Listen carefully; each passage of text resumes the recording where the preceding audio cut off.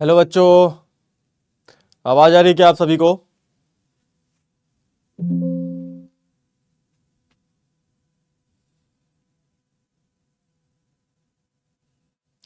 Hello hello. सब लोग आ गए हैं क्या?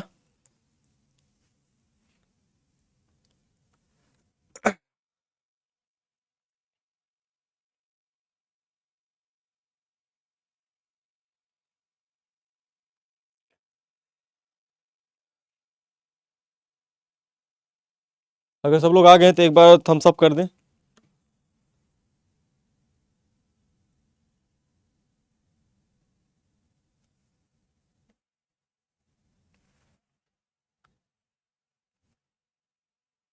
ठीक है, ओके, चलिए स्टार्ट करते हैं। ठीक है।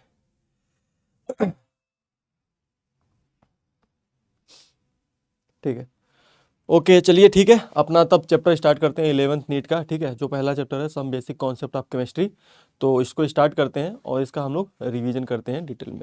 ठीक, चलिए तो आगे बढ़ते हैं। तो सबसे पहले क्लासिफिकेशन है कि सब्सटेंस का क्लासिफिकेशन कैसे किया जाता है। तो यहाँ पे क्लासिफिकेशन में जो सब्सटेंस होते हैं दो टाइप के होते हैं, एक होता है प्योर सब्सटेंस और दूसरा होता है मिक्सर। ठीक है, ये सब आप लोग को पता होगा। जो सब्सटेंस होते हैं वो भी दो टाइप के होते हैं, एक होता है एलिमेंट और एक होता है कंपाउंड। और वहीं पे मिक्सर की बात करें तो मिक्सर भी दो टाइप के होते हैं, एक होता है होमोजेनियस और एक होता है हेट्रोजेनियस। और हेट्रोजेनियस की बात करें तो हेट्रोजेनियस चार प्रकार के होते हैं। सस्पेंशन होता है, इमल्सन होता है, सॉलिड सॉल होता है, एरोजोल होता है। ठीक है, एरोजोल बोले तो जैसे कि जो अपना कोलाइड्स होते हैं, कोलाइडल सॉल्यूशन, उसकी बात हो जाएगी। ठीक है। होमोजेनियस मिक्सर की बात करें तो गैसियस मिक्सर हो गया, जैसे एयर का। सॉल्यूशन हो गया, जैसे शुगर सॉल्यूशन हो गया। जैसे एलॉय हो गया, सॉलिड सॉल्यूशन, जैसे सॉलिड में अपना एलॉय होते हैं। ठीक है, जैसे ब्रास हो गया, ब्रोंज हो गया, ये सब क्या होते हैं, होमोजीनियस होते हैं। ठीक। तो यहाँ पर हेट्रोजीनियस में क्या होता है कि जो मिक्सर होता है वो क्या कैसा होता है, उसमें नॉन यूनिफॉर्म डिस्ट्रीब्यूशन होता है कंपोनेंट्स का। लेकिन वहीं पे जो होमोजीनियस होता है उसमें कंपोनेंट्स का यूनिफॉर्म डिस्ट्रीब्यूशन होता है थ्रू आउट द मिक्सर। ठीक है, तो ये सारी चीजें आप लोग को पता होगा। तो अब आगे बढ़ते हैं और सबसे पहला बात करते हैं। तो देखिए, लॉ ऑफ केमिकल कॉम्बिनेशन क्या होता है। ठीक है, तो कुछ लॉज होते हैं जो केमिस्ट्री में, जो केमिकल रिएक्शंस होते हैं वो एक दूसरे को कंबाइन होने में कुछ लॉ को फॉलो करते हैं, जिसको हम लोग बोलते हैं लॉ ऑफ केमिकल कॉम्बिनेशन। तो लॉ ऑफ केमिकल कॉम्बिनेशन में मेनली हम लोग 5 टाइप के लॉ पढ़ते हैं, जिससे हमको पता चलता है कि जो केमिकल रिएक्शन होते हैं वो किस लॉ के थ्रू प्रोसीड होते हैं। उसी में पहला जो हमारा लॉ है जिसका नाम है law of conservation of mass. ठीक है, इसके बारे में आप लोग पढ़े भी होंगे कि लॉ ऑफ कंजर्वेशन ऑफ मास होता क्या है। ठीक है, तो यहां पे लिखा भी हुआ है कि the combination of element to form compound, element क्या होते हैं, कंबाइन करके कंपाउंड का फॉर्मेशन करते हैं, is govern by the following 5 basic law. तो जब भी एलिमेंट्स कंबाइन होते हैं और कंपाउंड का फॉर्मेशन करते हैं तो वो कुछ लॉ को फॉलो करते हैं, उसी की हम लोग बात करेंगे, जिसमें पहला कौन सा है, law of conservation of mass. ठीक है, so according to this law of the conservation of mass, in all physical and chemical change total mass of the system remain constant. ठीक है, जब भी हमारा किसी केमिकल रिएक्शन में कोई फिजिकल चेंज हो, केमिकल चेंज होता है, तो वहां पर जो टोटल मास होता है सिस्टम का वो हमेशा अनचेंज रहता है, उसमें कोई चेंज नहीं होता। जितना रिएक्टेंट रिएक्ट करेगा उतना ही प्रोडक्ट का फॉर्मेशन होगा। ठीक है, तो रिएक्टेंट और प्रोडक्ट का जो अमाउंट होता है वो क्या होता है, इक्वल होता है, अगर अपना पूरा रिएक्टेंट कंज्यूम हो जाए। ठीक है, सो इन ए केमिकल और the chemical change mass can neither be created nor be destroyed. तो ये सबसे बेसिक फार्मूला, बेसिक कॉन्सेप्ट यही होता है, इसका first law of conservation of मास का, कि मास को नहीं क्रिएट कर सकते हैं, नहीं मास को डिस्ट्रॉय कर सकते हैं। तो हम लोग बोल सकते हैं इसका मतलब total mass of the reactant equal to the total mass of the product. मतलब जो रिएक्टेंट का मास होता है वो ऑलवेज इक्वल टू होता है किसके, total mass of the product के हमेशा इक्वल होता है। ठीक है, जैसे यहां पर देखिए H2 ने क्या किया, O2 के साथ रिएक्शन किया और इसके साथ रिएक्शन करके क्या बनाया, H2O का फॉर्मेशन किया, H2O का फॉर्मेशन किया। ठीक है, तो यहां पर अगर आप रिएक्टेंट देखोगे क्या है, H2 है और O2 है। तो अगर हम लोग यहां पे बोल रहे हैं total mass of reactant equal to total mass of the product, तो रिएक्टेंट कौन सा है, हाइड्रोजन है, 2 ग्राम है, और ऑक्सीजन कितना है, 16 ग्राम है। ठीक है, यहां पर एक ऑक्सीजन का मास लिखा गया है। प्रोडक्ट में बात करें तो हाइड्रो वाटर मॉलिक्यूल है 18 ग्राम। तो यहां पर कितना हो जाएगा 18 ग्राम इक्वल टू 18 ग्राम। ठीक है, तो किसी भी केमिकल रिएक्शन में रिएक्टेंट और प्रोडक्ट का जो मास होता है वो इक्वल होता है। इसी को बताता है law of conservation of mass. ठीक है, अब नेक्स्ट बात करते हैं जिसका नाम है लॉ ऑफ कांस्टेंट और डिफिनिट प्रोपोर्शन क्या होता है। ठीक है, तो इसके बारे में देखते हैं क्या हो, यहां पर क्या लिखा हुआ है। So it is given by Joseph Proust के द्वारा ये दिया गया था law. So a chemical compound always contain same element combined together in the same proportion by mass. It means chemical compounds has a fixed composition and it does not depend on the method of preparation. ठीक है, तो यहां पर क्या लिखा हुआ है कि जो भी केमिकल कंपाउंड्स होते हैं, ठीक है, उनका जो कंपोजिशन होता है वो हमेशा क्या होता है, फिक्स होता है। आप चाहे उसे किसी भी मेथड से प्रिपेयर करो। ठीक है, आप जैसे वाटर में जो हाइड्रोजन और ऑक्सीजन का जो कंपोजिशन होगा वो क्या होगा, फिक्स होगा 1:18। ठीक है, तो आप चाहे वो पानी टैप वाटर का हो, चाहे वो पानी अपना सी वाटर हो, चाहे वो अपना आरओ वाटर हो, उसमें जो वाटर मॉलिक्यूल है उसमें जो मास का कंपोजिशन होगा, बाय मास कंपोजिशन होगा, वो हमेशा 1:8 में होगा। जैसे कि H2O की बात कर लेते हैं यहाँ पर एग्जांपल में। जैसे जो H2O होता है इसमें हाइड्रोजन और ऑक्सीजन का बाय मास कंपोजिशन देखें तो इसमें हाइड्रोजन के 2 एटम है, तो इसका मास कितना होगा 2 होगा एटॉमिक मास। और यहां पे ऑक्सीजन कितना है, 1 है ऑक्सीजन का एटम, तो यहां पर कितना हो जाएगा 16। तो अगर मैं इसका सिंपल रेशियो लूं तो कितना हो जाएगा 1:8 रेशियो होगा बाय मास। ठीक है, ये बाय मास रेशियो है। तो अब ये जो रेशियो है वाटर में हाइड्रोजन ऑक्सीजन का वो कितना है 1:8। अब ये जो रेशियो है वो हमेशा कोई भी, अगर आप पानी को किसी केमिकल मेथड से बनाते हो या आप स्टीम करते हो, चाहे आइस हो, ठीक है, हमेशा वाटर में जो हाइड्रोजन ऑक्सीजन का बाय मास रेशियो है वो हमेशा 1:8 रहेगा। ठीक है, उसी प्रकार से CO2 का बात करें, CO2, तो अगर CO2 का बात करते हैं इसमें क्या है, ऑक्सीजन और कार्बन और ऑक्सीजन का मास रेशियो अगर देखें तो इसमें कार्बन कितना है, 1 एटम है, तो इसका मास कितना हो जाएगा 12 हो जाएगा। ऑक्सीजन कितने एटम है, 2 एटम है, तो इसका मास कितना हो जाएगा 32। तो अगर इसको मैं सिंप्लीफाई करूं तो कितना हो जाएगा 3:8। तो जो अपना CO2 है उसमें कार्बन और ऑक्सीजन का बाय मास रेशियो कितना है 3:8 है। और ये हमेशा क्या होता है, फिक्स होता है। ये हमेशा क्या होता है, फिक्स होता है। आप चाहे इसको केमिकल मेथड से प्रिपेयर करो, ठीक है, चाहे आप इन्वायरमेंट में जो CO2 प्रेजेंट है उसका बाय मास रेशियो देखोगे तो उसमें कार्बन ऑक्सीजन का बाय मास रेशियो हमेशा फिक्स रहता है। कितना होता है 3:8 होता है। ठीक है, इसी को बोलते हैं लॉ ऑफ कांस्टेंट प्रोपोर्शन या डिफिनिट प्रोपोर्शन इसको बोलते हैं। ठीक, चलिए अगले लॉ पे चलते हैं। अगला लॉ क्या बोल रहा है, law of multiple proportion. Next law क्या है, लॉ ऑफ मल्टीपल प्रोपोर्शन। क्या बोल रहा है यहां पर पढ़िए इसको। तो ये दिया गया था गिवन बाय डाल्टन। ठीक है, according to this law if 2 elements combine to form more than 1 compound, अगर 2 एलिमेंट कंबाइन करते हैं और एक से ज्यादा क्या करते हैं, कंपाउंड का फॉर्मेशन करते हैं, मोर than 1 compound, the mass of one element that combine with a fixed mass of other element are in the simple smallest whole number। वो हमेशा क्या होते हैं, सिंपलेस्ट होल नंबर की रेशियो में प्रेजेंट होते हैं। ठीक है, जैसे यहां पर एक एग्जांपल लेते हैं कार्बन और ऑक्सीजन का। ठीक है, तो कार्बन और ऑक्सीजन को कंबाइन करेंगे तो एक मैं कंपाउंड बनाता हूं CO और दूसरा कंपाउंड बनेगा CO। इसमें अगर कार्बन और ऑक्सीजन का बाय मास रेशियो देखोगे तो कितना होगा, एक कार्बन है तो 12 और एक ऑक्सीजन है तो कितना हो जाएगा 16 हो जाएगा। उसी प्रकार से इसमें देखो, इसमें एक कार्बन है तो 12 और 2 ऑक्सीजन है तो मास कितना हो जाएगा 32 हो जाएगा। तो इसमें बोला कि देखो एक एलिमेंट जो है उसका मास फिक्स कर दो। तो अगर मैं क्या करता हूं, कार्बन एलिमेंट का मास फिक्स कर देता हूं तो दूसरा जो एलिमेंट है उसका मास जो होगा वो एक दूसरे में क्या होगा, सिंपलेस्ट होल नंबर रेशियो में होगा। तो अब यहां पर मैं ऑक्सीजन के मास का रेशियो लूं अगर कितना 16:32, तो ये कितना आएगा, इसका सिंप्लीफाई करो इसको तो क्या हो जाएगा 1:2। तो ये क्या है, एक सिंपल होल नंबर रेशियो में प्रेजेंट है।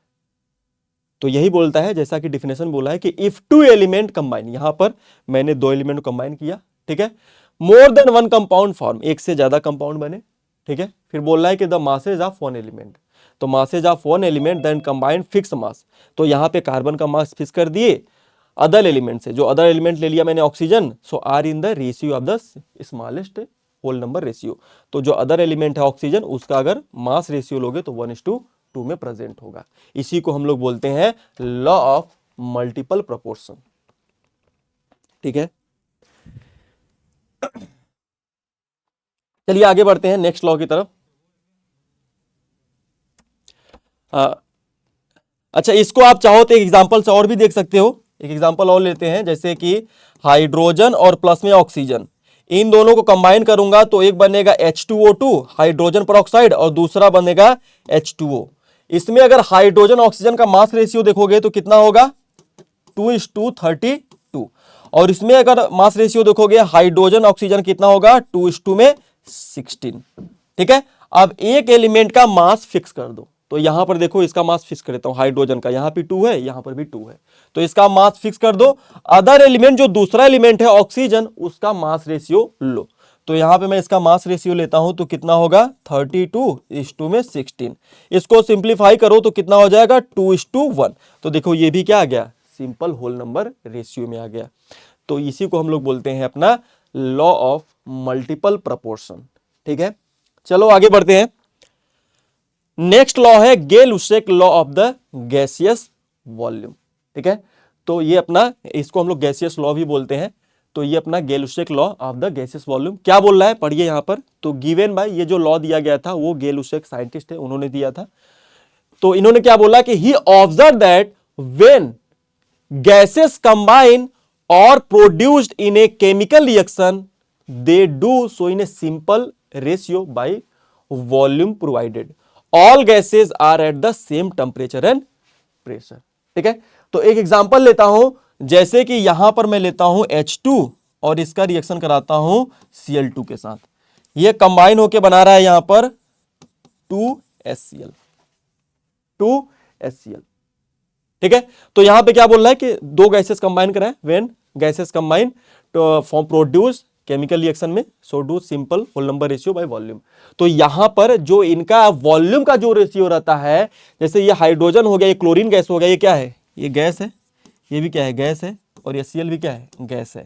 तो इनका वॉल्यूम होगा, जैसे इनका वॉल्यूम मैं लेता हूं, ये 50 लेता हूं, तो इसका भी कितना होगा 50 ml, और इसका बनेगा कितना 100 ml बनेगा, क्योंकि यहां पे कोफिशिएंट कितना है 2 है।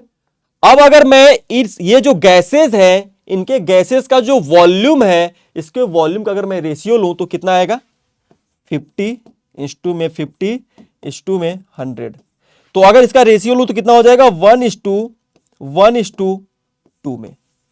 तो ये क्या होता है, एक सिंपल होल नंबर रेशियो में होता है। तो जो भी गैसियस रिएक्शंस होता है, जब भी गैसेस कंबाइन होती हैं और गैस का फॉर्मेशन करता है, तो उसमें जो गैसियस वॉल्यूम का जो रेशियो होता है वो हमेशा सिंपल होल नंबर रेशियो में होता है। तो देखो इनके जो गैसियस वॉल्यूम का रेशियो है वो 1:2 के रेशियो में प्रेजेंट है। इसी को हम लोग बोलते हैं गेल-लुशैक लॉ ऑफ गैसियस वॉल्यूम, ठीक है। अच्छा, एक चीज ध्यान रखिएगा कि ये रिएक्शन बैलेंस होना चाहिए, बिना बैलेंस किए आपको ये नहीं निकालना है, ठीक है। तो ये बैलेंस्ड होना चाहिए, इसका भी आपको ध्यान रखना है, ओके। अच्छा, ये वाला जो लॉ है, एक चीज ध्यान रखना है, ये वाला जो लॉ है ये केवल अप्लीकेबल होता है वॉल्यूम के टर्म में और मोल के टर्म में। मास के टर्म में आप रेशियो को ऐसे सिंपलेस्ट होल नंबर रेशियो में नहीं निकालेंगे। ये केवल अप्लीकेबल हो किसके, मोल के टर्म में और वॉल्यूम के टर्म में, ठीक है। तो इसी को हम लोग बोलते हैं गेल-लुशैक लॉ ऑफ गैसियस वॉल्यूम, ठीक है। चलो आगे बढ़ते हैं, अगला लॉ देखते हैं। अगला क्या बोल रहा है, एवोगैड्रोस लॉ। नेक्स्ट है एवोगैड्रोस लॉ। क्या बोल रहा है, इसको ध्यान से पढ़िए। बोल रहा है Avogadro's proposed that equal volumes of gases eight the same temperature and pressure should contain equal number of molecules. बोल रहा है कि किसी केमिकल रिएक्शन में ये जो अपना गैस का वॉल्यूम अगर क्या है, सेम है, तो उसका जो उसमें नंबर ऑफ मॉलिक्यूल्स जो होंगे वो भी क्या होंगे, सेम होंगे।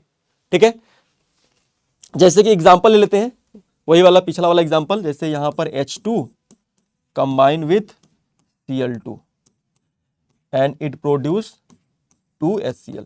ठीक है, ये क्या है, बैलेंस्ड है, बैलेंस्ड होना चाहिए। ठीक है, तो यहां पर अगर ये 50 ml है और ये 50 ml है, तो ये कितना बनेगा, 100 ml बनेगा।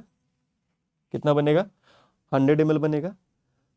तो यहां पर अगर मैं देखो क्या बोल रहा है कि equal volume of gases at same temperature pressure contain equal number of molecules, तो इसमें नंबर ऑफ मॉलिक्यूल्स भी जो होंगे वो क्या होंगे, इक्वल होंगे। तो अगर इनका वॉल्यूम इक्वल है तो इनका नंबर ऑफ मॉलिक्यूल्स भी क्या होगा, इक्वल होगा। तो अगर मैं इसमें बोलता हूं कि n मॉलिक्यूल्स हैं, हाइड्रोजन के n मॉलिक्यूल्स हैं, तो क्लोरीन के भी कितने होंगे, n मॉलिक्यूल्स होंगे, क्योंकि वॉल्यूम सेम है तो मॉलिक्यूल्स भी क्या होंगे, सेम होंगे। और इसके कितने हो जाएंगे, 2n मॉलिक्यूल्स हो जाएंगे, 2n मॉलिक्यूल्स हो जाएंगे। ठीक है, यही बोलता है अपना Avogadro's law.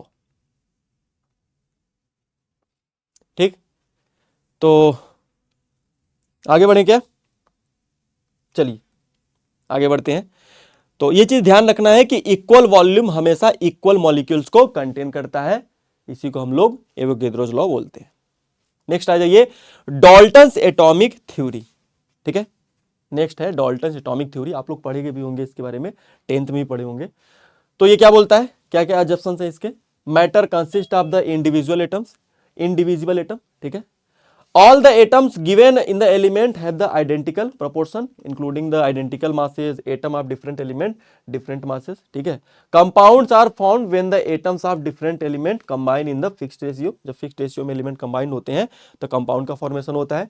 chemical reaction involve the reorganization of the atom।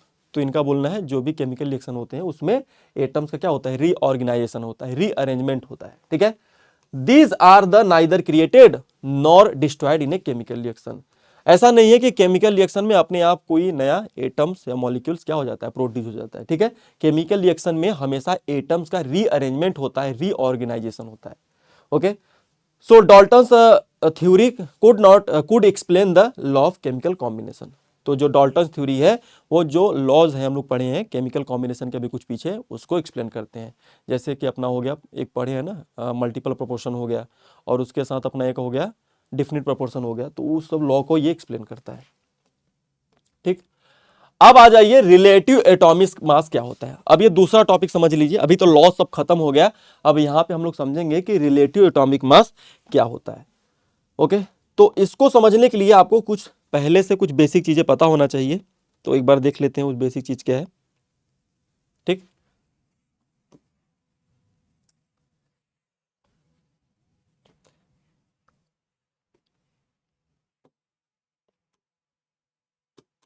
हाँ, अच्छा, जैसे कि अगर मैं बात करूं, जैसे अगर मैं बात करूं यहां पर ये अपना एक ब्लॉक है, ये अपना एक दूसरा ब्लॉक है। ठीक है, यहां पर एक अपना तीसरा ब्लॉक है। इस ब्लॉक का जो मास है ये कितना है, 20 kg है, इसका 40 kg है, और इसका कितना है, 60 kg है, या इसको लिख देता हूं 80 kg, 80 kg।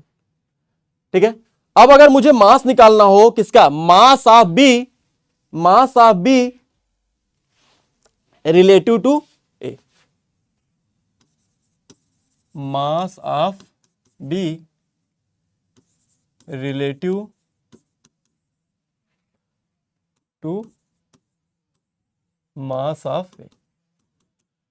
अगर मुझे बी का मास निकालना है किसके रिलेटिव में, ए के रिलेटिव में, तो मैं क्या करूंगा कि जो अपना बी का मास है कितना है, 40 है, और इसको मैं क्या करूंगा 20 से डिवाइड कर दूंगा, क्योंकि मैं रिलेटिव मास निकाल रहा हूं, मैं एब्सोल्यूट नहीं, मैं रिलेटिव मास निकालना चाहता हूं कि उसके कंपैरिजन में उसका मास कितने गुना है, 2 गुना, 3 गुना, 4 गुना।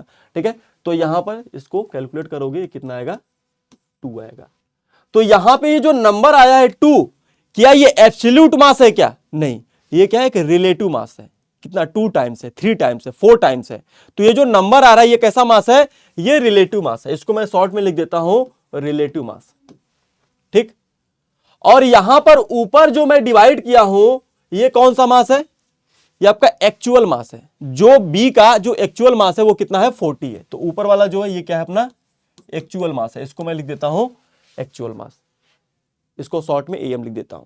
और नीचे मैंने जो 20 से डिवाइड किया है इसको मैं क्या बोल देता हूं स्टैंडर्ड मास,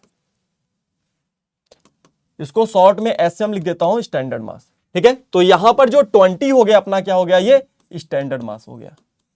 उसी प्रकार से अगर मैं सी वाले ब्लॉक का, ये ब्लॉक ए हो गया, ये ब्लॉक बी हो गया और ये ब्लॉक क्या हो गया सी हो गया। इसी प्रकार अगर मैं सी वाले का रिलेटिव मास निकालूं विथ रिस्पेक्ट टू ए तो कितना आएगा 3 आएगा। 80 डिवाइड बाई 20 नहीं 4 आ जाएगा। 80 डिवाइड बाई 20 कितना आएगा 4 आएगा। तो जो 4 आएगा वो रिलेटिव मास होगा और जो 80 होगा वो एक्चुअल मास होगा। और जो अपना नीचे डिवाइड करेंगे जो स्टैंडर्ड मास है, जो रिफरेंस मास, या तो स्टैंडर्ड मास बोलो या तो रेफरेंस मास, उससे हम लोग डिवाइड करते हैं तो ये आता है। तो यहां से आप देखो एक फार्मूला निकल के आ रहा है रिलेटिव मास का। क्या निकल के आ रहा है यहां पे लिखता हूं। तो रिलेटिव मास इक्वल टू मैं क्या लिख सकता हूं, क्या हो जाएगा actual mass divide by relative mass, actual mass divide by relative mass हो जाएगा, ठीक है। रिलेटिव मास सॉरी स्टैंडर्ड मास, स्टैंडर्ड मास। और अगर यहां से मुझे स्टैंडर्ड मास निकालना हो तो क्या करूंगा मैं,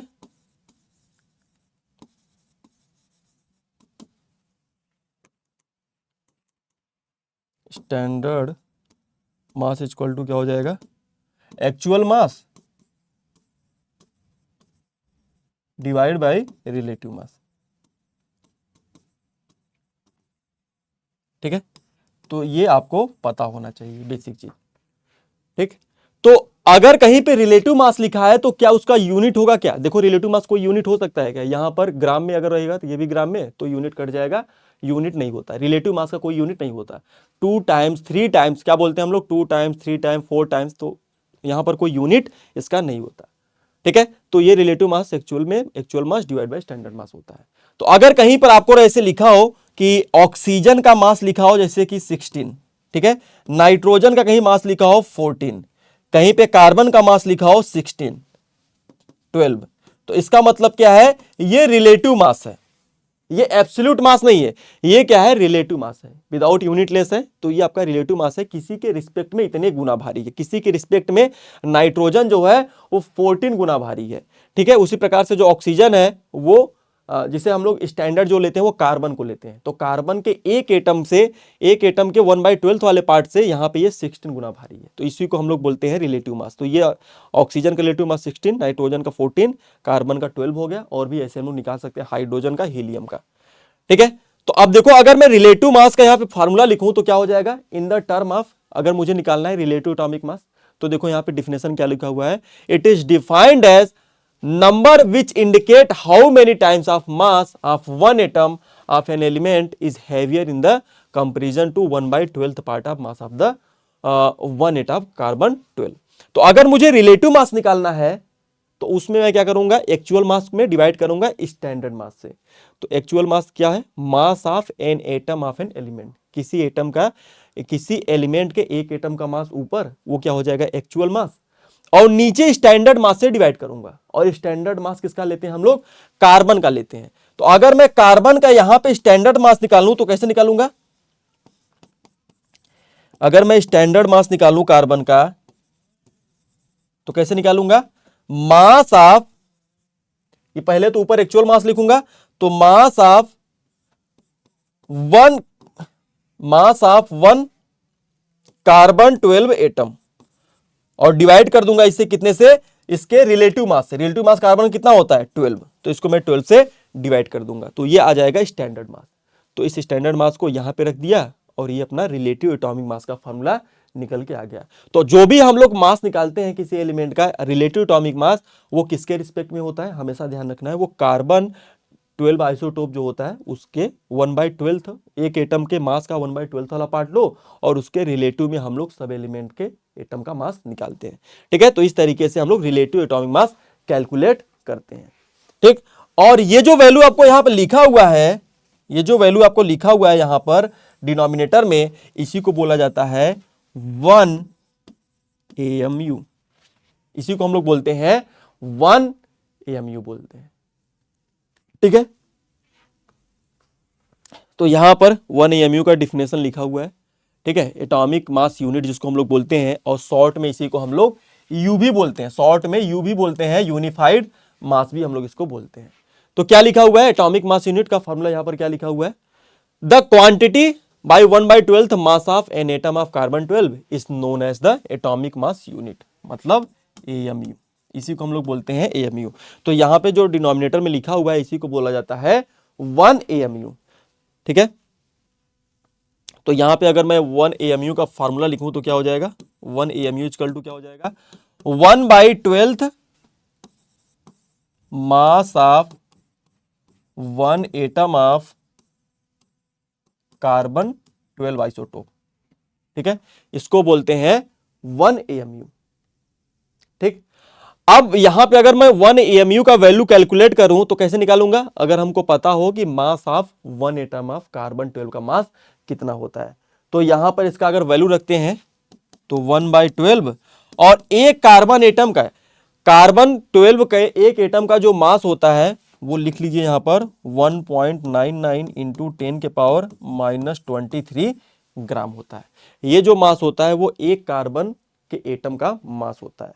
अब इसको जब आप सॉल्व करोगे, कैलकुलेट करोगे, तो ये वैल्यू निकल के आता है 1.66 इंटू 10 के पावर -24 ग्राम। तो 1 AMU इक्वल टू कितना होता है, इसको आप लोग ध्यान रखेंगे, 1 AMU इक्वल टू होता है 1.66 इंटू 10 के पावर -24 ग्राम। ठीक है, okay.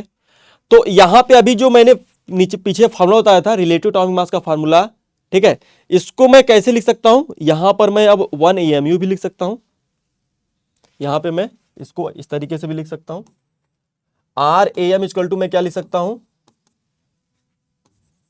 Mass of 1 atom of an element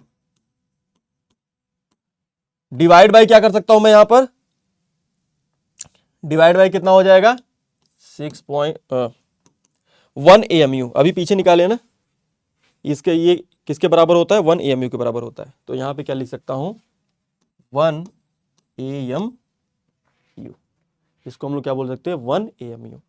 ठीक है, तो अगर यहां पे मुझे किसी एक एटम का मास निकालना हो, 1 एटम का मास निकालना हो किसी एलिमेंट का, तो क्या करो AMU का मल्टीप्लाई कर दो RAM में। तो अगर मुझे निकालना है mass of 1 atom of an element, तो ये कितना हो जाएगा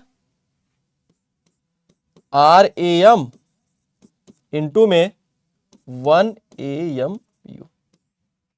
तो अगर रैम में मतलब RAM रिलेटिव एटॉमिक मास में आप 1 AMU से मल्टीप्लाई करोगे तो क्या निकल के आ जाएगा, किसी एलिमेंट के एक एटम का मास निकल के आ जाएगा। उसका रिलेटिव एटॉमिक मास रखो और उसमें 1 AMU से मल्टीप्लाई करोगे तो उस एलिमेंट के एक एटम का मास कितना होता है ये निकल के आ जाएगा। इसको आप इस तरीके से कैलकुलेट कर सकते हो। ठीक है, और ये जो मास निकल के आता है, एक एटम का जो मास निकल के आता है, इसी को हम लोग बोलते हैं actual mass of atom.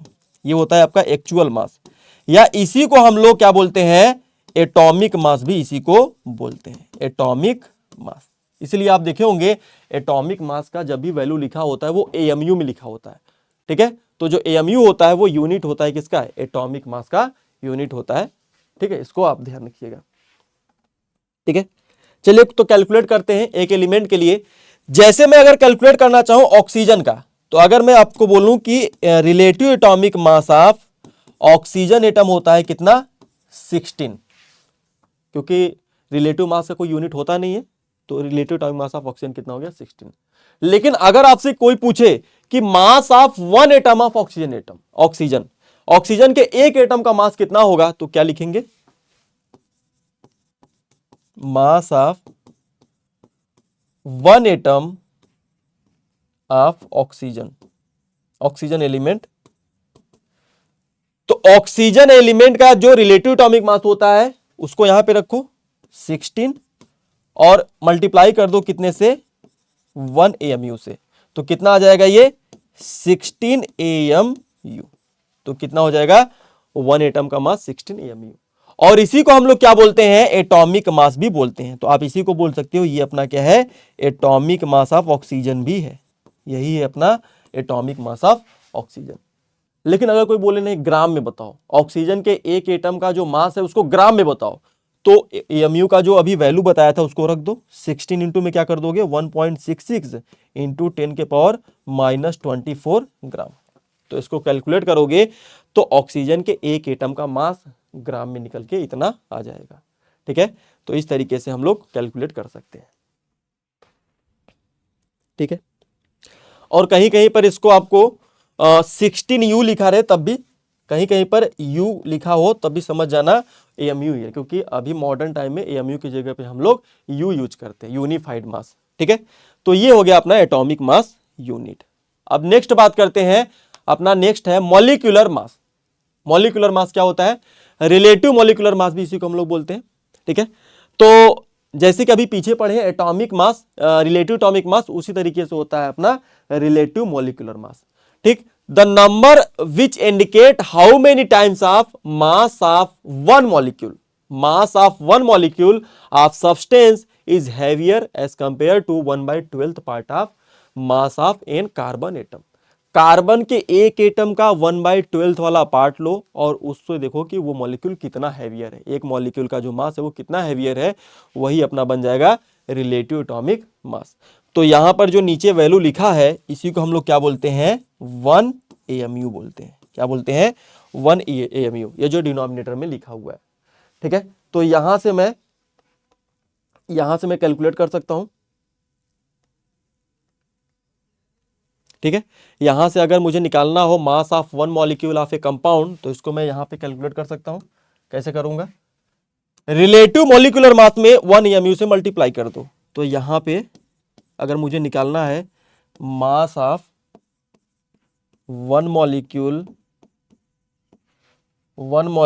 Of A compound, तो यहां पे क्या करोगे, आर रिलेटिव मॉलिक्यूलर मास को मल्टीप्लाई कर दो AMU से। कितने से, AMU से। रिलेटिव मॉलिक्यूलर मास को मल्टीप्लाई कर दो AMU से, AMU या 1 AMU लिख दो, 1 AMU। ठीक है, तो ये अपना आ जाएगा इतना। ठीक, अब जैसे क्वेश्चन में आपको दिया हो, यहां पर जैसे मैं बोलता हूं कि H2O का relative molecular mass of H2O कितना होता है, 18 होता है। दो हाइड्रोजन और ऑक्सीजन जोड़ोगे कितना आएगा, 18 आएगा। ये क्या हो गया, relative molecular mass of H2O का। ठीक है, लेकिन अगर आपसे पूछे कि नहीं वन मॉलिक्यूल का मास बताओ, तो कैसे निकालोगे, यहां पे वैल्यू रख दो RAM का, मास of one molecule of A compound of H2O कितना हो जाएगा, 16 इंटू में AMU कितना हो जाएगा, 18 इंटू में AMU, 18 AMU हो जाएगा। या इसी को क्या लिख सकते हैं, 18U भी लिख सकते हैं। और इसी को हम लोग बोलते हैं, इसी को हम लोग क्या बोलते हैं, इसी को मॉलिक्यूलर मास भी बोल सकते हैं। जब AMU में लिखा होता है मास तो उसको हम लोग मॉलिक्यूलर मास भी बोलते हैं, मॉलिक्यूलर मास। ठीक है, तो ये जो आया है आपका 18 AMU, इसी को हम लोग क्या बोलते हैं, मॉलिक्यूलर मास भी बोलते हैं, मॉलिक्यूलर मास ऑफ H2O। ठीक है, तो अब यहां से अगर क्वेश्चन में कोई पूछे कि ग्राम में बताओ, वाटर के एक मॉलिक्यूल का मास ग्राम में बताओ, तो यहां पर AMU का वैल्यू रख दो, कितना होता है 1.66 इंटू 10 के पावर -24, ये आ जाएगा ग्राम में। तो ये एक मॉलिक्यूल का मास आ गया ग्राम में। और आप AMU में लिखना चाहो तो 18 AMU लिखेंगे। ठीक है, और केवल क्वेश्चन में रिलेटिव एटॉमिक मास बोलेगा तो केवल 18 लिख देंगे। वाटर का पूछेगा कि रिलेटिव मॉलिक्यूलर मास कितना होता है तो लिख देंगे केवल 18। ठीक है, चलिए फिर आगे बढ़ते हैं और नेक्स्ट बात करते हैं एवरेज एटॉमिक मास। तो एवरेज एटॉमिक मास क्या होता है? जैसे हमको पता है नेचर में कई सारे एलिमेंट्स ऐसे भी हैं जिसके डिफरेंट डिफरेंट टाइप के आइसोटोप्स प्रेजेंट होते हैं। ठीक है, तो उन आइसोटोप्स का डिफरेंट डिफरेंट मास भी होगा, तो उनके जो आइसोटोप्स होते हैं उसका जो एवरेज एटॉमिक मास आता है, उसी को जो पूरा एवरेज लेने पर जो मास आता है उसी को एवरेज एटॉमिक मास बोलते हैं। ठीक है, क्या होता है डिफिनेशन में लिखा हुआ है, when we take into account the existence of isotope, their relative abundance, percentage occurrence, average atomic mass of that element is calculated. Average atomic mass क्या होता है? Mass of an element is the sum of the masses of its isotope multiplied by the its natural abundance। ठीक है, तो क्या करना है, जो भी उसका एटॉमिक मास है, जैसे कि एक एलिमेंट हो गए उसके दो आइसोटोप हो गए, तो पहले वाले आइसोटोप का एटॉमिक मास इनटू में नेचर में उसका जो परसेंटेज अकरेंस है उससे मल्टीप्लाई कर दो, फिर प्लस करो, फिर दूसरा जो आइसोटोप है उसका एटॉमिक मास और उसका नेचर में जो परसेंटेज अकरेंस है उसे मल्टीप्लाई कर दो और डिवाइड कर दो टोटल 100 से। ठीक है, तो यहां पे लिखा हुआ है फार्मूला कि एवरेज एटॉमिक मास का फार्मूला क्या होता है। यहां पर देखो ये क्या हो गया, atomic mass of first isotope multiplied by the percentage occurrence in nature. ये हो गया दूसरा, atomic mass of the second isotope और उसका नेचर में जो परसेंटेज है थर्ड वाले का, उसी प्रकार से थर्ड का कर सकते हैं, उसी का प्रकार से फोर्थ का कर सकते हैं और टोटल फिर 100 से डिवाइड कर देंगे क्योंकि परसेंटेज की बात कर रहे हैं। और अगर आप वहीं पर क्या लिखना चाहते हैं फ्रैक्शन में, तो आप यहां पे 100 से मल्टीप्लाई ना करके पहले उसको फ्रैक्शन में मल्टीप्लाई करेंगे और नीचे 1 से डिवाइड कर देंगे, तो वो फ्रैक्शन में कैलकुलेट होके आ जाएगा। ठीक है, तो इसको हम लोग बोलते हैं एवरेज एटॉमिक मास बोलते हैं। ठीक है, तो जैसे यहां पर एग्जांपल के लिए कार्बन का दिया गया है कि carbon has the following 3 isotope, जो कार्बन एलिमेंट होता है उसके 3 आइसोटोप होते हैं। ठीक है, रिलेटिव अबंडेंस मासेस सोन, यहाँ पर उनका रिलेटिव अबंडेंस भी दिया हुआ है, एएमयू में इनका एटॉमिक मास दिया हुआ है और नेचर में उनका रिलेटिव अबंडेंस भी दिया हुआ है। और मुझे कार्बन का कैलकुलेट करना है एवरेज एटॉमिक मास क्या होगा। देखो कार्बन 12 का कितना होता है, नेचर में इतना परसेंट पाया जाता है, कार्बन 13 आइसोटोप नेचर में इतना परसेंट पाया जाता है और कार्बन 14 जो आइसोटोप होता है उसका नेचर में परसेंटेज इतना है, बहुत ही कम है। ठीक है, और इनका जो एटॉमिक मास है 12, 13, 14 करके यहाँ पर दिया हुआ है। और अगर मुझे निकालना है, क्या निकालना है, average atomic mass of carbon, atomic mass of carbon, तो कैसे निकालोगे? पहला जो अपना आइसोटोप है इसका, पहला जो आइसोटोप है इसका एटॉमिक मास कितना है, 12 है और नेचर में इसका जो अबंडेंस है कितना है, 98.89%। इसको मल्टीप्लाई कर दो प्लस दूसरे आइसोटोप पे आ जाओ, दूसरा आइसोटोप का एटॉमिक मास 13 है, 13 और इसका नेचर में जो अबंडेंस है वो कितना है, 1.08 प्लस तीसरे वाले का थर्ड आइसोटोप का एटॉमिक मास और इनटू में नेचर में इसका जो परसेंटेज है 2 इंटू में 10 के पावर -10। अब यहां पर हम लोग परसेंटेज में रखे हैं तो इसको मैं क्या करूंगा, यहां पर 100 से डिवाइड कर दूंगा। ठीक, और इसको आप कैलकुलेट करोगे तो कितना आता है, लगभग में 12। ठीक है, 12.01 AMU। तो ये आता है एवरेज एटॉमिक मास। ठीक है, जो पीरियोडिक टेबल में लिखा होता है वो मास जो होता है वो एवरेज एटॉमिक मास होता है। ठीक है, उनके आइसोटोप को भी कंसीडर करके उनका मास निकाला जाता है। ठीक है, तो ऐसे निकालते हैं हम लोग एवरेज एटॉमिक मास। तो इस पे एक क्वेश्चन करते हैं। ठीक है, तो यहाँ पे एक क्वेश्चन है कि नेचुरली अकरिंग क्लोरीन का परसेंटेज इतना है विथ हैज द एटॉमिक मास इतना दिया हुआ है और वहीं पर जो सेकेंड आइसोटोप है उसका एटॉमिक मास दिया हुआ है, परसेंटेज उसका नेचर में दिया हुआ है 25%। तो पूछ रहा है calculate the average atomic mass of the chlorine. तो इसको आप लोग ट्राई कीजिए, एवरेज एटॉमिक मास निकालिए क्लोरीन का, average atomic mass of chlorine कैसे निकालेंगे? तो यहां पर जो आइसोटोप फर्स्ट है क्लोरीन 35, इसका एटॉमिक मास 35 और नेचर में परसेंटेज कितना है 75% प्लस में।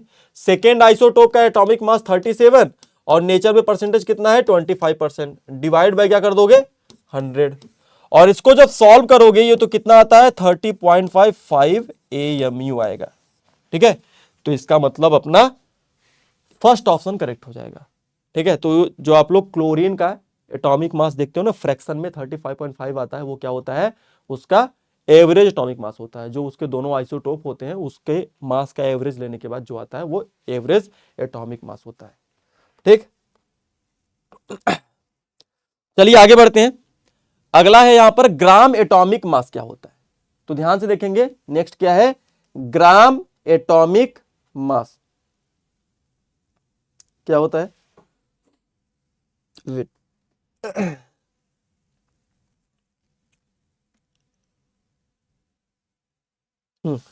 तो क्या होता है वे ग्राम एटॉमिक मास क्या होता है कि when numerical value of atomic mass of element is expressed in the gram then value become the gram atomic mass.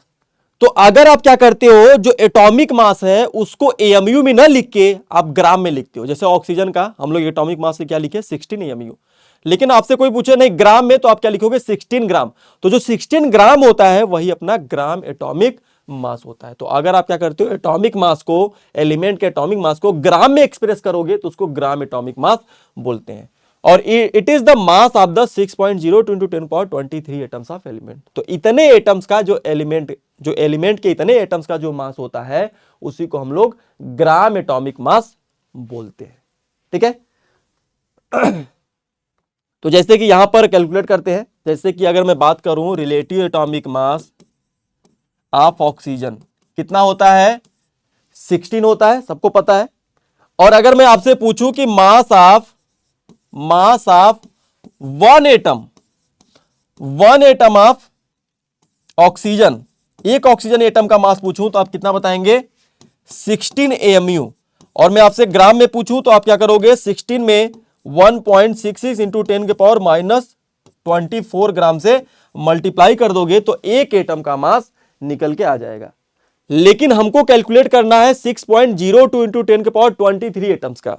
तो यहां पे क्या करोगे तो मास, अब ये तो एक एटम का हो गया, तो mass of 6.02 into 10⁻23 atoms of oxygen, इसको कैलकुलेट करोगे तो कितना हो जाएगा 16 इंटू में 1.66 इंटू 10⁻24। और ये एक एटम का था, इतने एटम का निकालोगे तो इसमें मल्टीप्लाई कर दोगे किससे 6.02 इंटू 10⁻23 एटम से। और अगर आप इस दोनों नंबर को मल्टीप्लाई करोगे, इन दोनों नंबर को मल्टीप्लाई करोगे तो ये 1 के बराबर आता है। तो यहां पर इसको कैलकुलेट करोगे कितना आ जाएगा ये 16 ग्राम आ जाएगा। तो ये जो ऊपर जो मास आया है ग्राम में ये तो एक एटम का मास है, लेकिन हमको कितने एटम का निकालना है 6.02 इंटू 10⁻23 एटम्स का, जो कि निकल के कितना आता है 16 ग्राम। और जो 16 ग्राम होता है इसी को हम लोग ग्राम एटॉमिक मास बोलते हैं। ठीक है, तो अगर आपसे कोई पूछे ग्राम एटॉमिक मास ऑफ ऑक्सीजन तो केवल क्या लिख देना है 16 ग्राम। तो क्या लिख दोगे 16 ग्राम, इसको बोलते हैं ग्राम एटॉमिक मास। ठीक, उसी प्रकार अगर ग्राम मॉलिक्यूलर मास की बात करें तो सेम वही कॉन्सेप्ट रहेगा।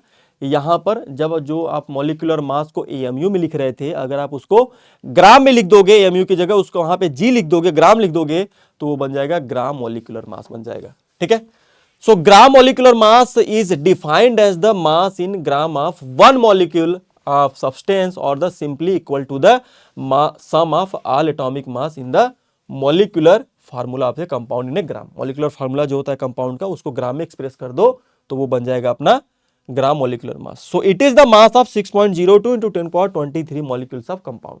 ठीक है, तो जैसे अभी मैं पीछे बात किए थे, जैसे अगर मैं पूछूं आपसे relative atomic mass of CO2 तो कितना हो जाएगा 44 हो जाएगा, क्योंकि रिलेटिव एटॉमिक मास में आपको यूनिट नहीं लिखना होता है। ठीक है, तो केवल क्या लिखोगे 44।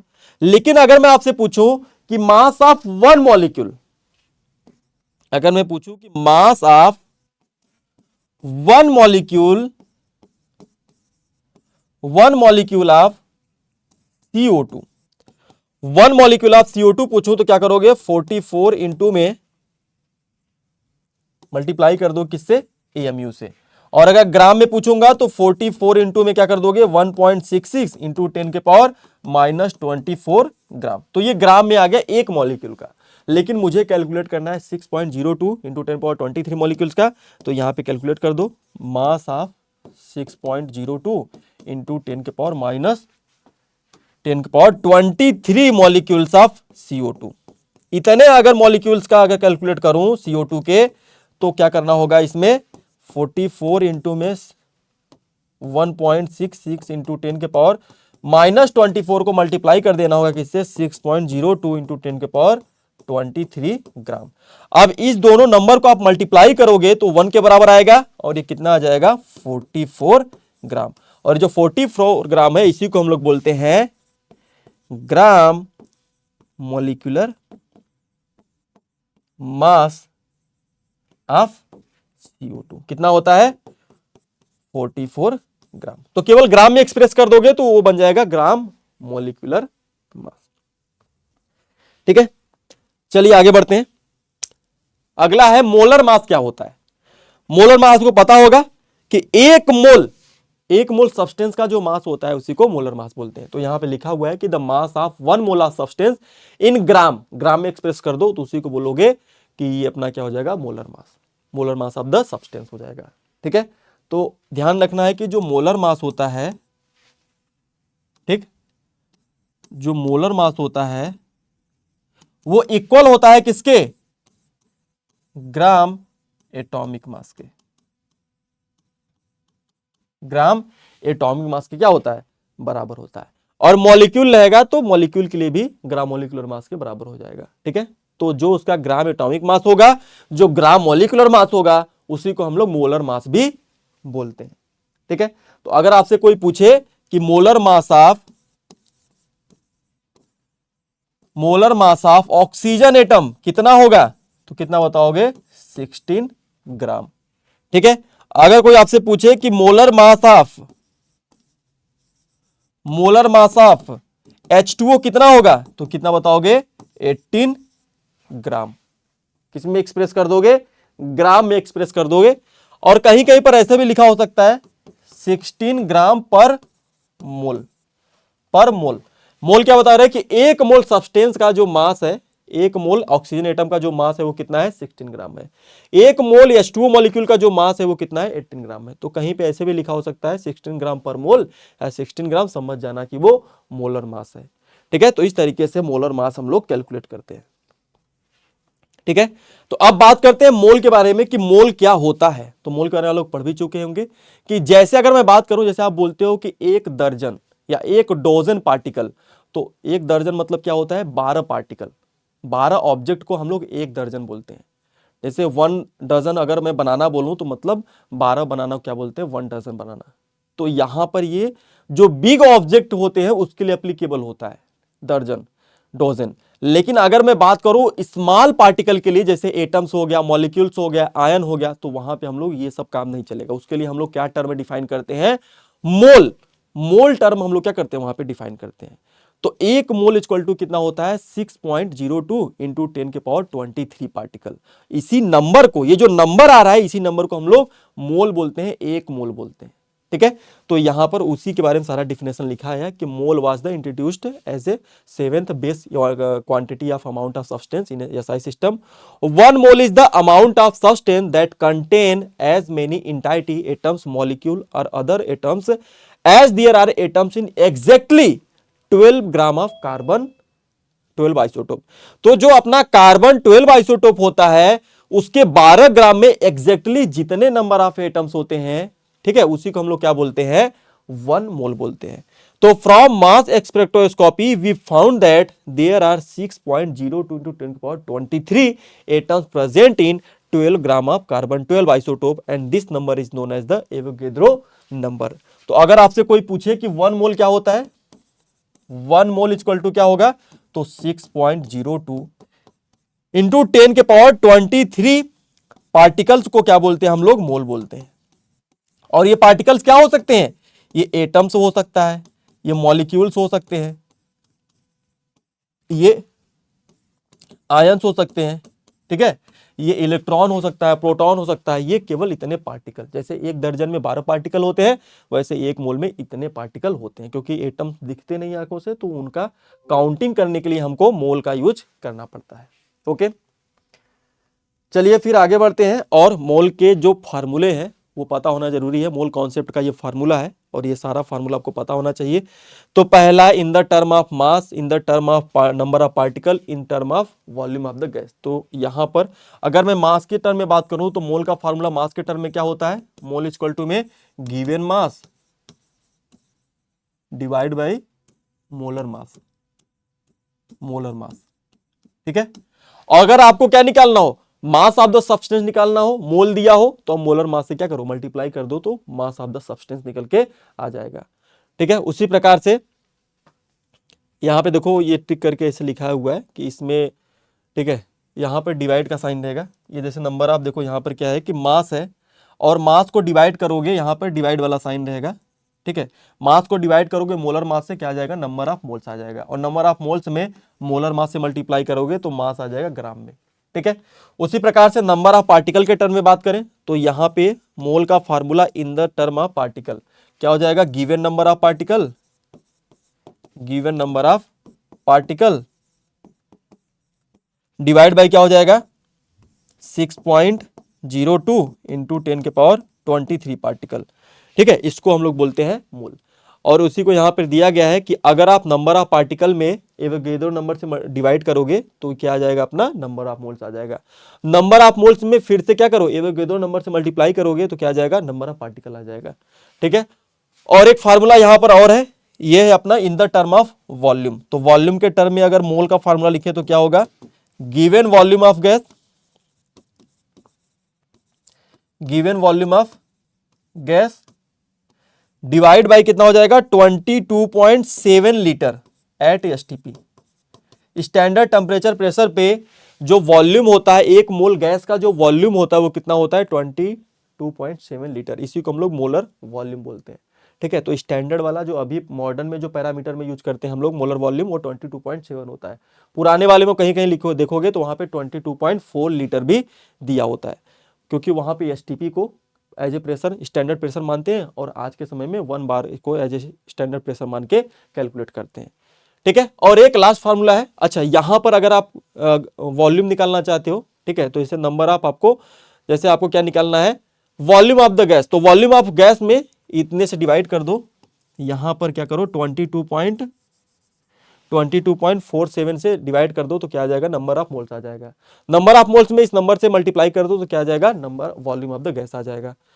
और मोलैरिटी का जो फार्मूला है इसको अभी छोड़ दीजिए, कॉन्सेंट्रेशन टर्म जब हम लोग पढ़ेंगे पूरा, जिसमें हम लोग मोलैरिटी क्या होता है, तो वहां पे इस फार्मूले को देख लेंगे अगले क्लास में, ठीक है। तो ये फार्मूले हो गए जो यूज होंगे आपके क्वेश्चंस में, तो इसको आप लोग ध्यान रखना है। तो अब यहाँ पे कुछ क्वेश्चन करते हैं प्रीवियस ईयर के, तो एक एक करके आप लोग ट्राई करो इस क्वेश्चन को।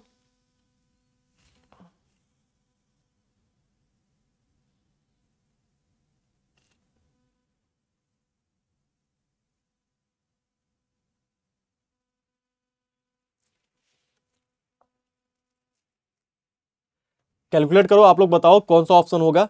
ये आपके नीट के 2024 में आया था।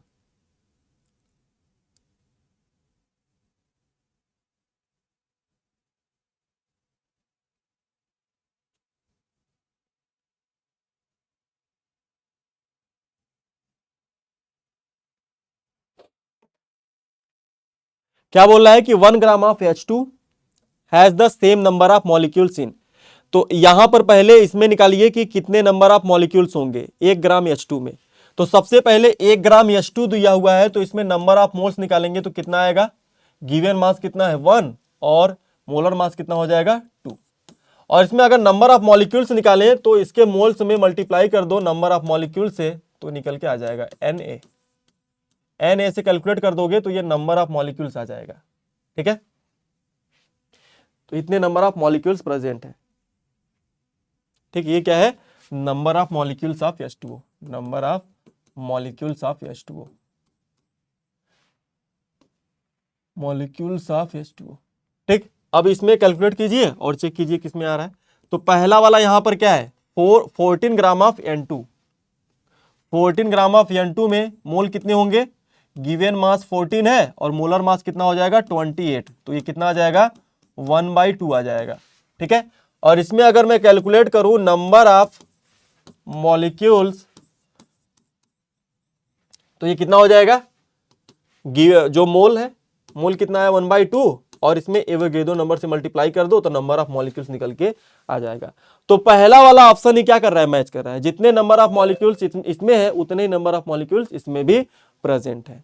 तो इस तरीके से जो पहला ऑप्शन है ये क्या हो जाएगा, करेक्ट हो जाएगा। ठीक है, दूसरे में निकालोगे तो 18 से डिवाइड करोगे तो 1 मोल आएगा, इसको डिवाइड करोगे तो यहां पर जो CO का मास होता है, ठीक है 28, तो 16 डिवाइड बाई 28 करोगे तो यहाँ पे भी नहीं आएगा, और इसको कैलकुलेट करोगे इसमें भी 1 मोल आएगा। तो नंबर ऑफ मॉलिक्यूल जो इक्वल होंगे वो पहले वाले में होंगे, तो पहला ऑप्शन करेक्ट हो जाएगा। ठीक है, चलो आगे बढ़ते हैं, ये वाला क्वेश्चन ट्राई कीजिए आप लोग।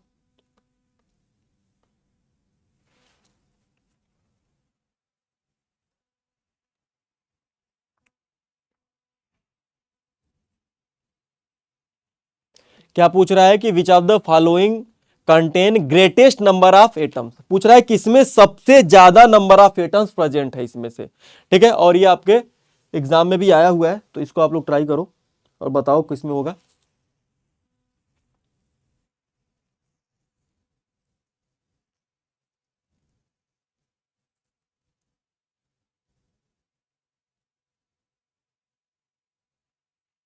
कैसे करोगे, देखो नंबर ऑफ एटम कैलकुलेट करना हो, अगर नंबर ऑफ एटम्स अगर कैलकुलेट करना हो तो सबसे पहले क्या करते हैं, मोल्स कैलकुलेट करते हैं, और मोल्स में फिर मल्टीप्लाई कर देते हैं हम लोग, किससे, मोल्स में मल्टीप्लाई करते हैं एवोगैड्रो नंबर से, तो क्या निकल जाता है नंबर ऑफ मॉलिक्यूल्स।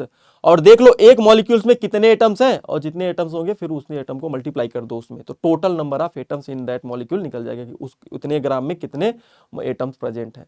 तो उसके लिए आपको एटॉमिसिटी से मल्टीप्लाई कर देना होगा। तो क्या करना है, given mass divide by molar mass, into में क्या कर दो, एवोगैड्रो नंबर से मल्टीप्लाई कर दो। तो ये मॉलिक्यूल साइज है और एटम निकालना है, तो यहां पर एटॉमिसिटी से फिर मल्टीप्लाई कर दो, एटॉमिसिटी से लास्ट में मल्टीप्लाई कर दो तो नंबर ऑफ एटम्स निकल के आ जाएगा। ठीक, तो पहले वाले में कैलकुलेट करो, यहां पर ब्यूटेन में 1 ग्राम ब्यूटेन है तो 1/58, एवोगैड्रो नंबर से मल्टीप्लाई कर दो तो मॉलिक्यूल्स आ जाएंगे, number of molecules, atomicity, number of atoms निकालना है, तो देखो यहां पे टोटल नंबर ऑफ एटम्स कितने हैं, 10 + 4 कितना हो जाएगा 14, तो इतने नंबर ऑफ एटम्स प्रेजेंट होंगे। दूसरा वाला निकालो, नेक्स्ट वाला, तो यहां पर गिवन मास कितना है 1 है, तो 1, मोलर मास कितना हो जाएगा 28, इनटू में एवोगैड्रो नंबर Na से मल्टीप्लाई कर दो। उसके बाद यहां पर एटॉमिसिटी कितना होगा 2 होगा। एटॉमिसिटी क्या होता है, एक मॉलिक्यूल में कितने नंबर ऑफ एटम्स होते हैं उसी को हम लोग एटॉमिसिटी बोलते हैं। तो इस मॉलिक्यूल में देखो 2 एटम्स है तो 2 से मल्टीप्लाई कर दिया। यहां पे सिल्वर एटम है, इसके लिए कैलकुलेट करो, पूछ रहा है कितने सिल्वर एटम्स होंगे, तो गिवन मास कितना हो गया 1 हो गया।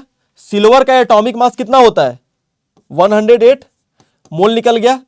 अब यहां पर एवोगैड्रो नंबर से मल्टीप्लाई कर दो और एटॉमिसिटी कितना होगा 1 हो जाएगा। और लास्ट है वाटर का, तो 1/18 इंटू में Na, और इंटू में कितना कर दोगे, वाटर में 3 एटम्स है तो यहां पर 3 से मल्टीप्लाई कर दोगे। अब जो वैल्यू सबसे बड़ा होगा वही अपना करेक्ट आंसर हो जाएगा। तो देखो सबसे बड़ा वैल्यू कौन सा होगा,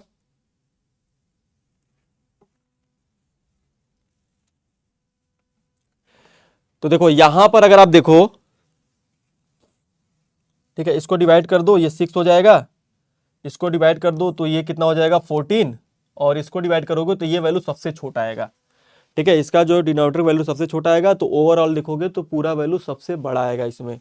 तो इस तरीके से पहला ऑप्शन क्या हो जाएगा, करेक्ट हो जाएगा। आप कैलकुलेट करोगे तो ये वाला जो वैल्यू होगा, आपको डाटा को कंपेयर करके देखोगे तो ये वैल्यू सबसे बड़ा आएगा, तो इसलिए पहला वाला ऑप्शन क्या हो जाएगा, करेक्ट हो जाएगा। सबसे ज्यादा नंबर ऑफ एटम्स इसमें प्रेजेंट होंगे।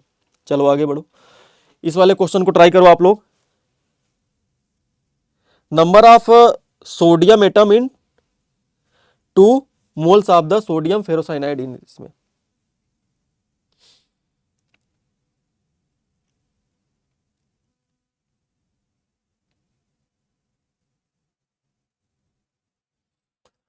ठीक है, तो यहां पे आ जाओ, कैलकुलेट करो। देखो, number of sodium atom in 2 moles of ferrocyanide में पूछ रहा है। ठीक है, तो अगर मैं यहां पर बात करूं 1 मोल, आप देखो 1 mole of sodium ferrocyanide Na4 FeCN6, इसमें बताओ 1 मोल अगर आपका फेरोसाइनाइड है सोडियम का, तो इसमें कितने सोडियम के एटम होते हैं? 4 moles of sodium atom, 4 moles of sodium atom present होगा। लेकिन क्वेश्चन में बोल रहा है कि 2 मोल्स, तो अगर अपना ये 2 मोल्स होगा तो उसमें कितने मोल्स होंगे सोडियम के? 8 मोल्स ऑफ सोडियम। कितने एटम्स होंगे? 8 मोल्स ऑफ सोडियम एटम। तो मोल्स पता चल गया है, अब नंबर ऑफ एटम निकालना है, तो क्या करोगे? मोल्स में एवोगैड्रो नंबर से मल्टीप्लाई कर दोगे, तो नंबर ऑफ एटम्स निकालना है सोडियम का। 8 इंटू में एवोगैड्रो नंबर 6.02 इंटू 10 के पावर 23। ठीक है, तो इसको कैलकुलेट करोगे तो ये आ जाएगा 48 इंटू में 10 के पावर 23। तो इतने number of atoms 2 mole of sodium ferrocyanide में प्रेजेंट होगा। ठीक है, 1 मोल में 4 मोल, तो 2 मोल में 8 मोल। 8 मोल पता चल गया, तो यहां से नंबर ऑफ एटम निकाल लेंगे, तो डी ऑप्शन क्या हो जाएगा? करेक्ट हो जाएगा।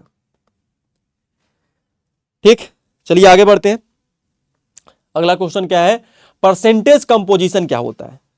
परसेंटेज कंपोजिशन, तो देखिए अपना कोई मॉलिक्यूल है, एक मॉलिक्यूल में जितने एलिमेंट हैं उनका क्या कंपोजिशन है, कितना परसेंटेज है, उसी को हम लोग बोलते हैं परसेंटेज कंपोजिशन।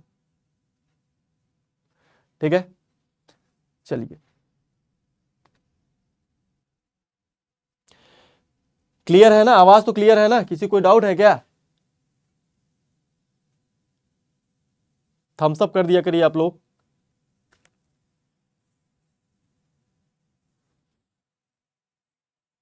ठीक है, चलिए उम्मीद करता हूं ठीक होगा, कोई अभी थम्स अप किया था। ठीक, चलिए। सो परसेंटेज कंपोजिशन क्या होता है? We know that the according to law of the definite proportion, अभी पढ़े थे, any sample of the pure compound always possess contain ratio with their containing element in term of the mass. तो mass percentage of element कैसे निकालते हैं? Mass of that element in the compound, जो compound है उसमें इस element का मास कितना है और पूरे कंपाउंड का मास कितना है, उसको डिवाइड कर दोगे तो, और 100 से मल्टीप्लाई कर दोगे तो अपना आ जाएगा मास परसेंटेज ऑफ H2O। ठीक है, तो जैसे कि अगर एक एग्जांपल लेकर देखें कि मॉलिक्यूलर फार्मूला जो होता है, मॉलिक्यूलर फार्मूला ऑफ H2O, पानी का मॉलिक्यूलर फार्मूला ऑफ वाटर कितना होता है?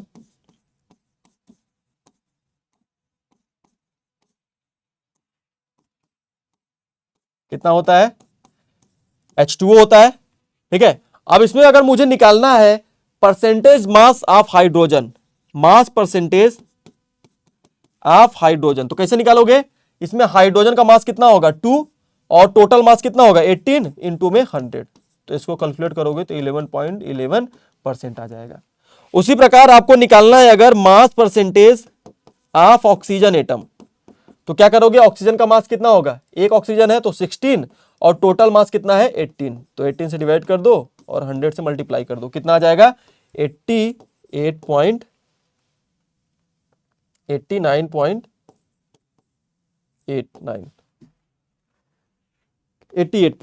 ठीक है, 88.89%, 88.89%। तो ये अपना निकल के आ जाएगा ऑक्सीजन का मास परसेंटेज वाटर में, हाइड्रोजन का मास परसेंटेज वाटर में। तो इस तरीके से मास परसेंटेज कैलकुलेट करते हैं किसी मॉलिक्यूल या कंपाउंड में। ठीक है, चलिए नेक्स्ट आगे बढ़ते हैं। अब बात करते हैं इंपीरिकल फार्मूला क्या होता है और मॉलिक्यूलर फार्मूला किसको बोलते हैं। ठीक है,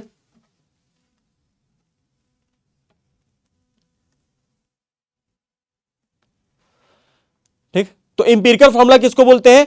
it represent the simplest whole number ratio of the various compound present in a compound.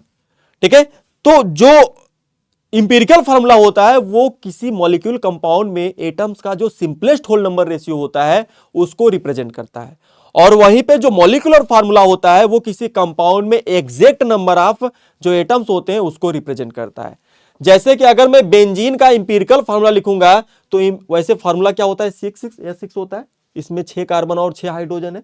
लेकिन अगर इंपिरिकल फार्मूला की बात करेंगे तो इसमें 6 कार्बन है और 6 हाइड्रोजन है। इंपिरिकल फार्मूला में इसका सिंपलेस्ट होल नंबर लेना होगा, तो क्या हो जाएगा, 1:1 हो जाएगा। तो इंपिरिकल फार्मूला क्या बन जाएगा, CH क्या बन जाएगा, इंपिरिकल फार्मूला बन जाएगा। उसी प्रकार मॉलिक्यूलर फार्मूला क्या होता है, it shows exact number of different type of atom present in A molecular compound. तो मॉलिक्यूल कंपाउंड में एग्जैक्ट नंबर ऑफ जो एटम्स होते हैं किसी एलिमेंट कंपाउंड के एलिमेंट के, वो रिप्रेजेंट करते हैं किससे, हम लोग मॉलिक्यूलर फार्मूला से। तो अगर कोई पूछे मॉलिक्यूलर फार्मूला बेंजीन तो यहां पर क्या हो जाएगा, C6H6। ठीक है। ऐसे ही मैं अगर इंपिरिकल फार्मूला पूछूं बेंजीन का तो हो गया, ग्लूकोज का इंपिरिकल फार्मूला ऑफ ग्लूकोज। तो ग्लूकोज का फार्मूला क्या होता है, C6H12O6। तो इसका सिंपलेस्ट होल नंबर लोगे तो कितना आ जाएगा, CH2O। ठीक है। और इसी का मॉलिक्यूलर फार्मूला पूछूं तो क्या हो जाएगा, मॉलिक्यूलर फार्मूला क्या होगा, एग्जैक्ट नंबर होंगे C6H12O6। ठीक है। तो ये होता है इंपिरिकल फार्मूला और मॉलिक्यूलर फार्मूला। कैसे डिटरमिन करते हैं इसको देखिए, determination of the chemical formula का यहां पर स्टेप बाय स्टेप पूरा लिखा गया है।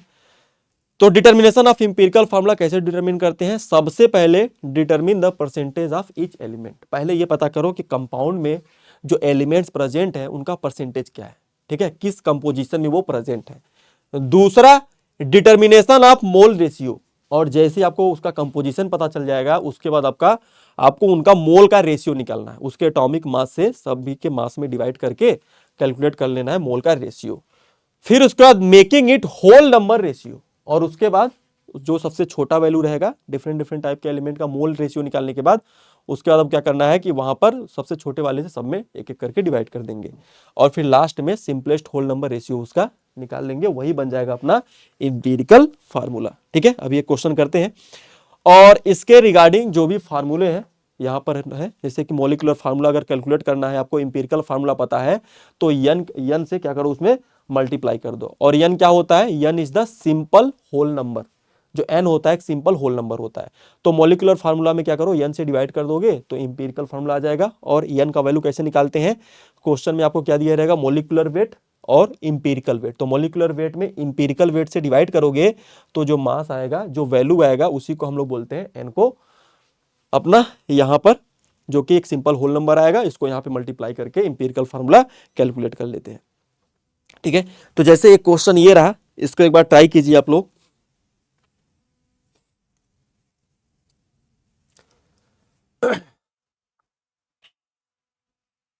सबसे पहले क्या करेंगे, यहां पर देखो परसेंटेज कंपोजिशन सबका दिया हुआ है, तो उसके रिस्पेक्ट में कि अगर इतना परसेंट ये है तो मास में कितना होगा, और मास के रिगार्डिंग फिर मोल कैलकुलेट करो, और मोल कैलकुलेट करने के बाद उनका सिंपल होल नंबर रेशियो निकालो।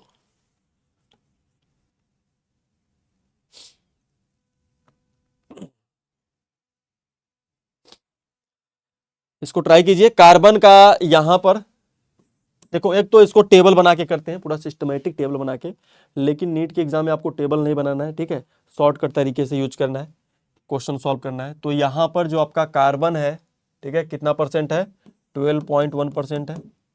दूसरा आपका ऑक्सीजन है, ये कितने परसेंट है, 16.2% है। थर्ड आपका क्लोरीन है, तो क्लोरीन का दिया हुआ है कितना है, 71.7%। तो यहां पर इनका परसेंटेज दे दिया है। ठीक है। तो अब यहां पर अगर हम लोग 100 की बात में करें कि यहां पे अगर 100 ग्राम, अगर हमारा 100 ग्राम कंपाउंड होगा तो उसमें 12.1 ग्राम कार्बन होगा, उसमें 16.2 ग्राम ऑक्सीजन होगा, और उसमें 71.7 ग्राम क्या होगा, क्लोरीन होगा। तो यहां से आप क्या करो, ग्राम के रिस्पेक्ट में आप इसका मोल कैलकुलेट करो। ठीक है। तो अगर मैं यहां पे इन सब का मोल निकालूं तो कैसे निकालूंगा, 12 0.1 डिवाइड बाय कार्बन का जो एटॉमिक मास होता है कितना होता है 12, इसको डिवाइड कर दो। नेक्स्ट है 16.2, ऑक्सीजन का जो एटॉमिक मास होता है कितना होता है 16 होता है, 16 से डिवाइड कर दो। उसके बाद 71.7 डिवाइड बाई क्लोरीन एटम का कितना मास होता है 35.5 होता है, ठीक है, एटॉमिक मास। तो इसको डिवाइड करके यहां से अब मोल निकाल लेंगे। तो यहां से जब कैलकुलेट करोगे तो ये आता है 1.01, ये भी आता है 0.01 और ये अपना आता है 2.02, ठीक है। अब इनका जो मोल आ गया, इनके मोल का रेशियो कैसे निकालोगे? अब जो सबसे छोटा नंबर है उसको सभी में डिवाइड कर दो। तो सबसे छोटा नंबर एक ले लेता हूं, जैसे ये 1.01, तो इसको क्या करूं मैं सब में डिवाइड कर देता हूं 1.01 से, तो ये हो जाएगा 1। इसको मैं 1.01 से डिवाइड कर दूं तो ये भी कितना आएगा 1, और 1.01 को डिवाइड कर दो 2.02 में, तो ये कितना आ जाएगा 2। तो ये देखो अपना सिंपलेस्ट होल नंबर में आ गया, सिंपलेस्ट होल नंबर में आ गया। तो ये जो नंबर्स है इसी से हमको पता चल जाएगा इंपिरिकल फार्मूला, और ये कितना हो जाएगा इंपिरिकल फार्मूला COCl2। तो ये हो जाएगा अपना empirical formula of the compound, ठीक है। फास्जिन का जो इंपिरिकल फार्मूला हो जाएगा तो हो जाएगा COCl2। तो इस तरीके से करना है, ठीक है। तो चलिए आगे बढ़ते हैं, और एक क्वेश्चन ये है, इसको आप ट्राई करो, ये आपका एग्जाम में भी आया था 2024 में। तो जैसे अभी बताया था एक एक स्टेप वैसे ही कैलकुलेट करना है।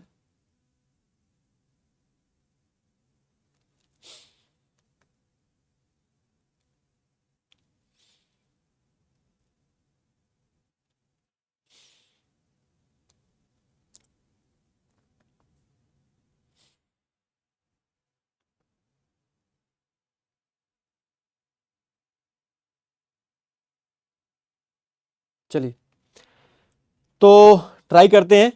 क्या बोल रहा है कि a compound X contain 32% of A, तो ए कितना दिया हुआ है 32% है, बी कितना दिया हुआ है 20% दिया हुआ है, और सी रिमेनिंग सी मतलब टोटल जो है उसमें बाकी जो बचा सी है। तो निकालो यहां पर कितना आ जाएगा 32 प्लस में 20 कितना हो जाएगा 55, 52 को 100 में माइनस कर दो। तो यहां पे क्या करोगे 100 माइनस 52%, तो कितना आ जाएगा ये 48%। तो इसमें 48% क्या है कार्बन प्रेजेंट है, ठीक है। अब यहां पे इनका मोल निकालो, कैसे निकालोगे? तो मान लो कि अगर कंपाउंड 100 ग्राम का होगा तो उसमें 32 ग्राम ए होगा, बी होगा 20 ग्राम, सी होगा 48 ग्राम। तो यहां पर तो मोल निकालूं तो कैसे निकलेगा? मोल ऑफ ए, तो 32 डिवाइड बाई ए का देखो यहां पर दिया हुआ है, कितना दिया हुआ है 64, इसका जो मास दिया हुआ है एटॉमिक मास, ठीक है। नेक्स्ट अपना 20 डिवाइड बाई 40, और उसके बाद है 48 डिवाइड बाई 32, ठीक है। तो इसको सॉल्व करेंगे, तो इसको जब सॉल्व करोगे तो ये आ जाएगा अपना 0.5, ये आ जाएगा 0.5, और इसको सॉल्व करोगे तो ये 1.5 आ जाएगा। अब जो सबसे छोटा नंबर है उसको सब में डिवाइड कर दो, तो 0.5 में डिवाइड कर दो 0.5 से, 0.5 में यहां पर भी डिवाइड कर दो 0.5 से, और 1.5 को डिवाइड कर दो किससे 0.5 से। तो यहां पे आ जाएगा 1, यहां पे भी आ जाएगा 1, और इसको 3 टाइम्स जाएगा, ये कितना आ जाएगा 3। तो अब बताओ इंपिरिकल फार्मूला क्या आ जाएगा कैलकुलेट करने के बाद?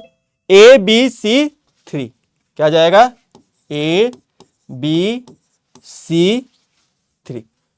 तो ये हो जाएगा अपना बी ऑप्शन करेक्ट हो जाएगा, ठीक है।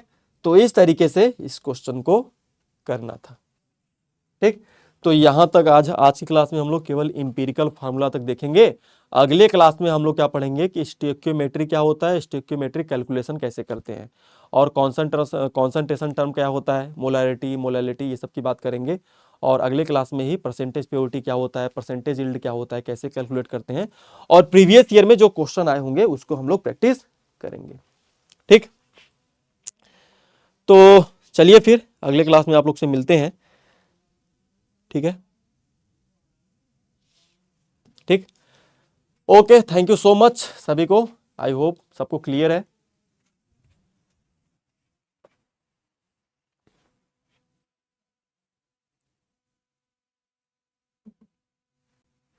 चलिए ठीक है सबको, ओके, बाय बाय, टाटा।